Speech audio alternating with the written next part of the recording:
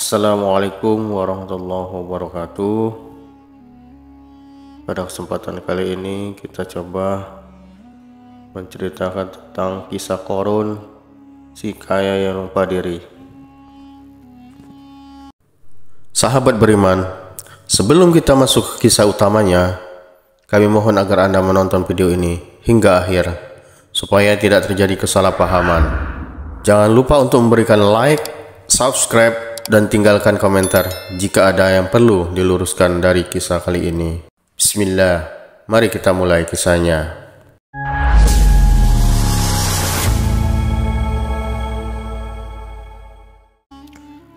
Dahulu kala di negeri Mesir yang berada di bawah kekuasaan Fir'aun, hiduplah seorang lelaki bernama Qarun.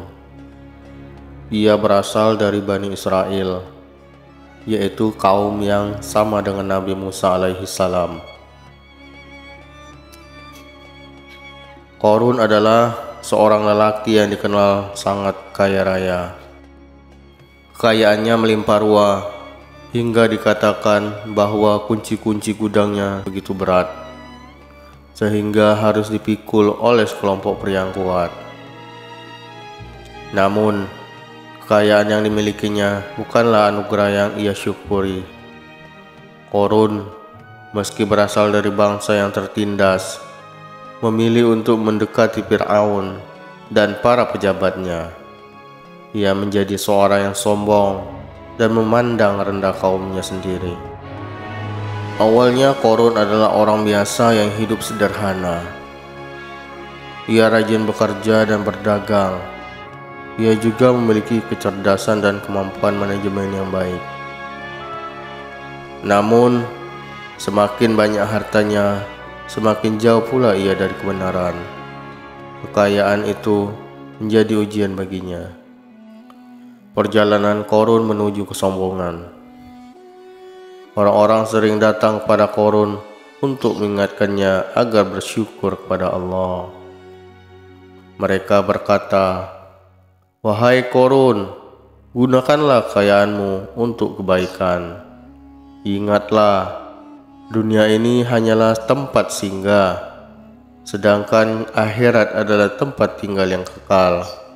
Maka berbuat baiklah sebagaimana Allah telah berbuat baik kepadamu." Namun, apa jawaban Qarun? Dengan angkuh ia berkata, "Hartaku ini adalah hasil dari ilmuku sendiri. Aku mendapatkan semuanya karena kerja keras dan kecerdasanku. Tidak ada yang berhak mengaturku." Ucapan ini menunjukkan kesombongannya. Ia lupa bahwa semua nikmat, termasuk akal dan kemampuan, adalah pemberian Allah. Ia juga lupa bahwa harta yang melimpah adalah ujian, bukan semata-mata tanda kehebatan diri. Pamer kekayaan. Sebagai orang terkaya di masanya, Qarun gemar memamerkan kekayaannya. Suatu hari, ia keluar dari istananya dengan iringan pasukan dan hiasan emas. Ia mengenakan pakaian mewah yang berkilauan, sementara rombongannya membawa perhiasan-perhiasan yang mencolok. Orang-orang miskin dari Bani Israel yang melihatnya hanya bisa terpana. Sebagian dari mereka berkata, "Alangkah baiknya jika kita memiliki seperti apa yang dimiliki Qarun. Ia benar-benar orang yang beruntung." Namun, orang-orang beriman di antara mereka segera mengingatkan, "Celakalah kalian, kekayaan Qarun bukanlah keberuntungan. Balasan yang baik adalah bagi mereka yang beriman dan beramal soleh, bukan bagi orang-orang sombong seperti Qarun." Nabi Musa mengingatkan Qarun. Nabi Musa alaihissalam sebagai pemimpin Bani Israel juga tidak tinggal diam. Beliau mendatangi Qarun dan menasihatinya. Musa berkata, "Wahai Qarun, gunakanlah hartamu untuk membantu kaummu yang membutuhkan. Bersedekahlah kepada fakir miskin dan janganlah kamu berlaku sombong. Namun Korun menolak. Ia bahkan mulai merencanakan untuk melawan Musa. Ia merasa dirinya lebih kuat karena kekayaannya. Dalam kesombongannya, ia berkata bahwa Musa hanya ingin mengambil hartanya. Tidak berhenti di situ, Korun bahkan menyebarkan fitnah terhadap Musa. Ia membayar seorang wanita untuk memfitnah Nabi Musa dengan tuduhan palsu.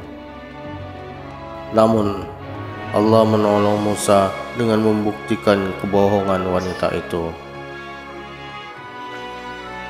Azab untuk kesombongan. Kesombongan Korun akhirnya mencapai puncaknya. Allah menguji Korun dengan cara yang dahsyat. Pada suatu hari, ketika Korun sedang berbangga diri di hadapan kaumnya, tiba-tiba bumi di bawahnya mulai berguncang. Tanah retak dan terbelah, menciptakan lubang besar yang perlahan menelan Korun beserta seluruh harta dan istananya. Orang-orang menyaksikan kejadian itu ketakutan. Mereka yang sebelumnya menginginkan kekayaan seperti Korun kini berkata, "Sungguh, Allah melapangkan rezeki bagi siapa yang Dia kehendaki dan menyempitkannya bagi siapa yang Dia kehendaki.